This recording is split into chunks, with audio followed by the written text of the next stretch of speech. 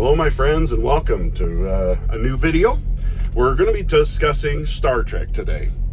And the topic of this is not the future you were looking for. Now I realize that's a reference to Star Wars. But since both franchises are essentially in the same state, they're both being actively corrupted and destroyed, I figured, why not throw those two references together? Now, what I mean by that is Star Trek has always been unique because of how it has been portrayed. I've been watching everything I can get my hands on, documentaries of TNG, documentaries of the movies, documentaries on Deep Space Nine, which I'm going to be making a video on Deep Space Nine because I think to a small extent that's where some of the current corruption snuck into Star Trek. And then there was even more of it that kind of went into the mix as we got to Voyager, where they actively started disparaging the previous Star Treks. And as I say, I'm basically going to build a case for why I believe that this new Star Trek is not Star Trek and never was intended to be. I think when Kurtzman and his ilk and J.J. Abrams got their hands on it, they saw it as a cash cow. They saw it as an easy way to grab a built-in fan base and pump money out of us as fans. I think J.J. Abrams just wanted to make some action movies. I think he wanted to do some stuff, and Star Trek was a vehicle to do that. I don't think he really cared one way or the other about canon or keeping characters real, or I think he understood just enough about Star Trek to ruin it, and to make it something it was never intended to be. He wasn't the first one to do that. I think he was just the one who cemented the idea that we could just destroy Star Trek in the name of Star Trek. Kurtzman, however, once he got control of it, actively sought to destroy this, actively sought to turn it into something it never was and was never intended to be. Star Trek is unique. Star Trek is one of the only science fiction franchise or films that was about a hopeful vision of humanity's future. A lot of people have called it a humanist view, kind of a godless, but making ourselves into gods, basically perfecting ourselves. The belief that we could become something greater if we got rid of our problems and our issues. And it's very, very rare. Almost no other science fiction does it that way. Star Wars, it doesn't matter what science fiction show or movie you look at, Enemy Mine, you look at any of them, there's always conflict, there's always humans are flawed, have never gotten over their infancy, never became better, we just got bigger and went out into space and started ruining shit out there. and that's basically what Star Trek is. The only one that gave us a hopeful future, a future that we could look to and go, imagine what we could do if that's what we were.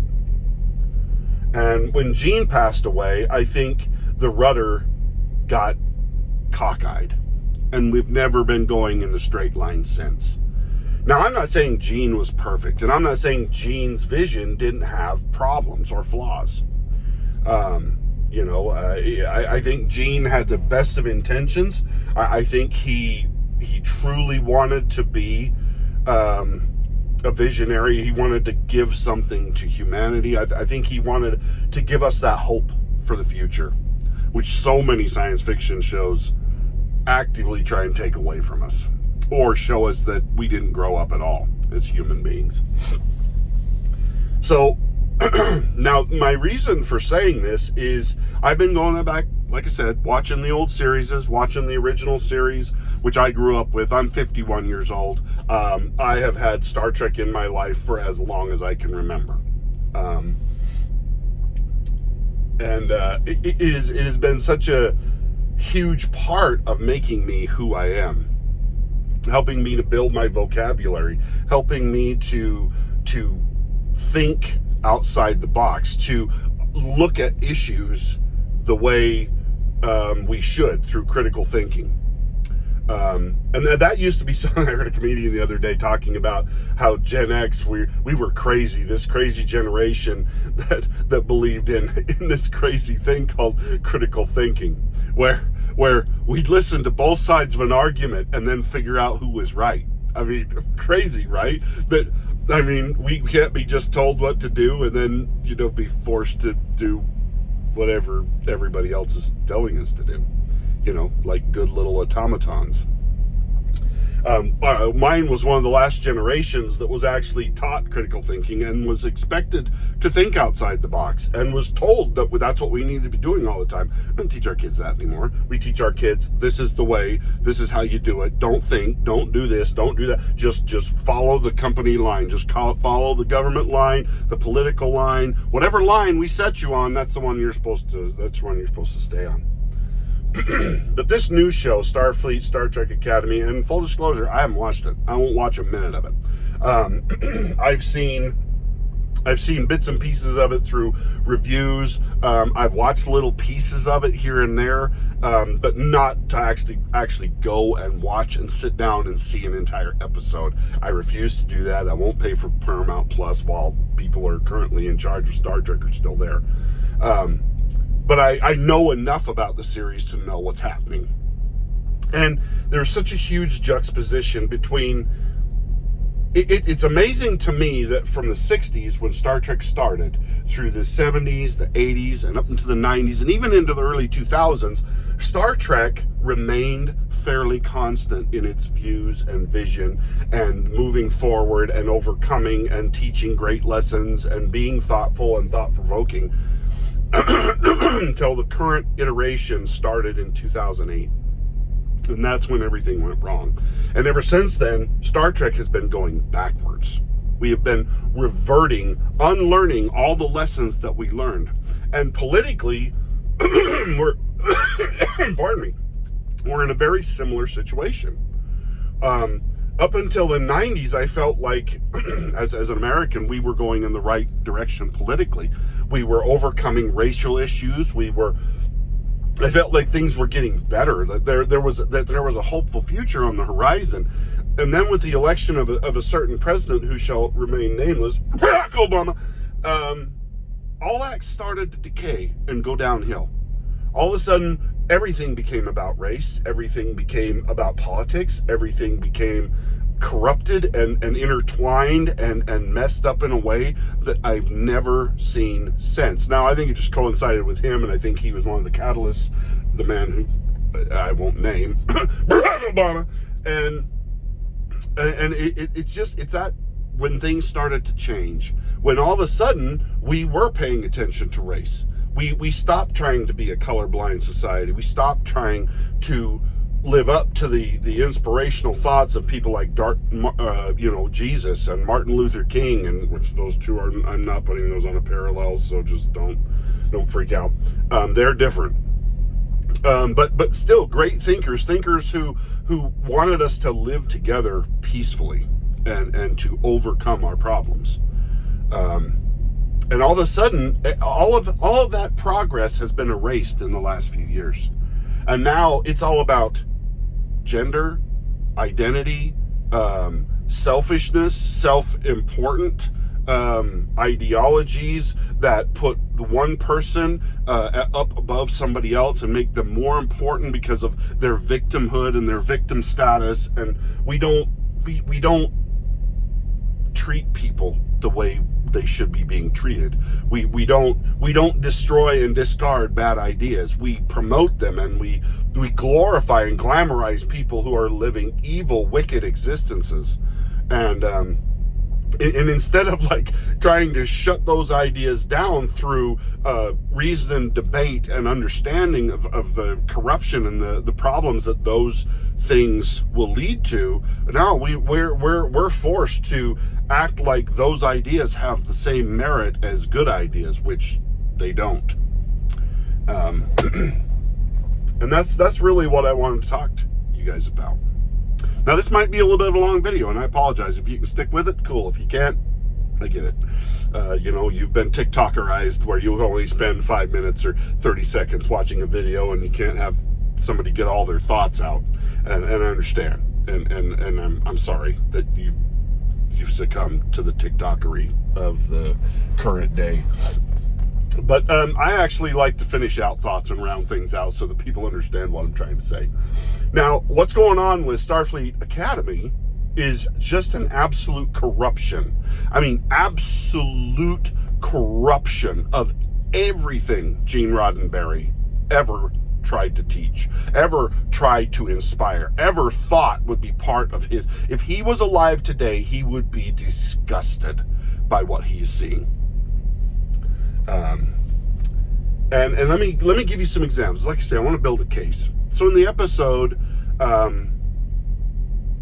believe it's from the Next Generation. I just watched it the other day, and now I'm having a blanking spot where, but I believe it's an episode about Wesley, and Wesley is going to test, and this is in the first season, test for entrance into Starfleet Academy. Okay? Now, he's tested against 4 other kids. They're tested by merit, skill. They have to know what they're talking about. They have to be mature. They have to be adults. They have to they have to deal with crazy things like anxiety. They have to deal with surprise tests that aren't announced in advance. And there aren't safe spaces. There aren't safe spaces. You can be tested about anything at any time once the exams start. And Wesley goes through these things. Now I know, shut up, Wesley. But I know everybody hated Wesley, but I never hated Wesley. I never had a problem with Wesley. I have a problem with the actor who played him now because he's a lunatic who's bought into all this modern day that people think Star Trek is, that it isn't. But I mean, you put that episode, that one episode, before he even gets to Starfleet Academy, and every single person in Starfleet Academy, the TV show, would have never made it past the first test. Because they're not coddled. Nobody in that time, nobody in that period would have swallowed their comm badge. Just saying. Nobody would have worn a dress around if you were a Klingon. None of this, nobody would have been that fat, out of shape, obese, because that is unhealthy, and we got rid of that kind of stuff. Now, I can't speak to it because I am fat. I'm not morbidly obese, but I'm fat. Okay? So I wouldn't make it through Starfleet Academy either.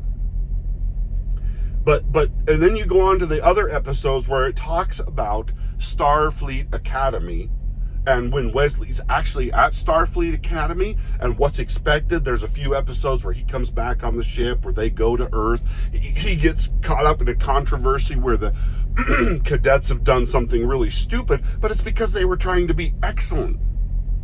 They were trying to do something fantastic, and it went horribly wrong, and somebody gets killed. And it's a really sad episode. But it also shows that what the character of the people in the 24th century were, and how far we had come. Nobody's obese. Nobody's so self-interested that they're completely ignorant of the rules. And the kids that do become stupid and foolish and do some terrible things, they have to learn that lesson the hard way.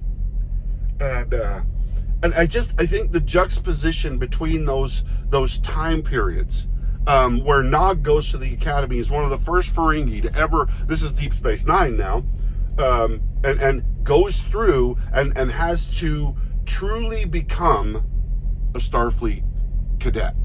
He has to become something more than just being Ferengi. He can't go there talking about gold-plated latinum.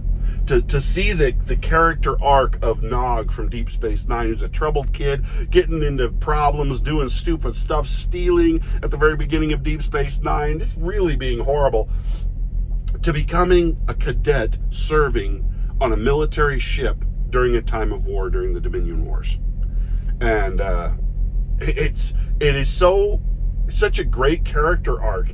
And had he been going to the current Starfleet Academy that's being shown in today's, he would have come out a messed up, screwed up, selfish, self-centered, obsessive little psychopath that would have done nothing but cause problems and gotten everybody on his ship killed, because the second he was tried or tested, he'd have folded like a cheap suit. It is tragic to see what has happened. This is not the future.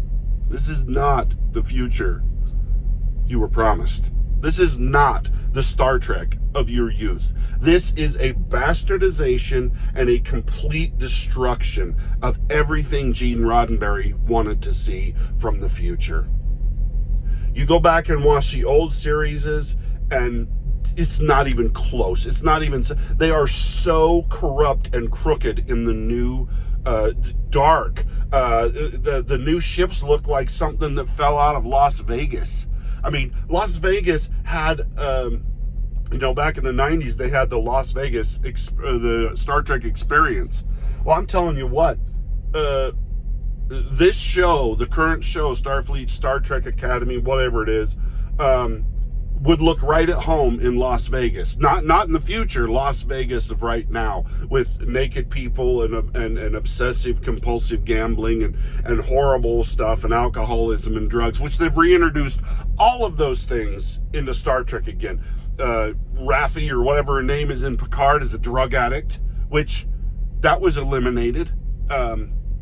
All of the thing, they have reintroduced every wicked, corrupted, stupid idea that man has ever had back into Star Trek, and set the Federation back 300 years. They're trying to make a show that appeals to a modern, to the current day thinking instead of future thinking. It being better. I mean, there is nothing of what Gene Roddenberry wanted in Star Trek in the current Star Trek. Nothing whatsoever. It has all been corrupted, ruined, and destroyed.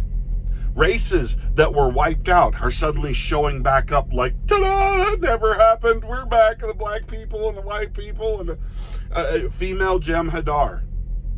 That was never a thing. There was never a Jem'Hadar female. Now, after the Dominion changed, maybe they altered how they were doing that, but there's no explanation. There's no rationale. There's just, ta-da, fat, nasty, awful, horrible Jem'Hadar that are women. And the Jem'Hadar would not have fat females. I'm sorry, they wouldn't have fat females. They're a warrior race. They were bred for war. She couldn't run up a flight of steps any more than I could. It's just the corruption of feminism and everything that is in our current modern world that makes our lives hard and pointless and stupid has been reintroduced to Star Trek. They have unlearned everything that they were supposed to have already learned. We were supposed to be past all of this pettiness. And now they've brought it all back.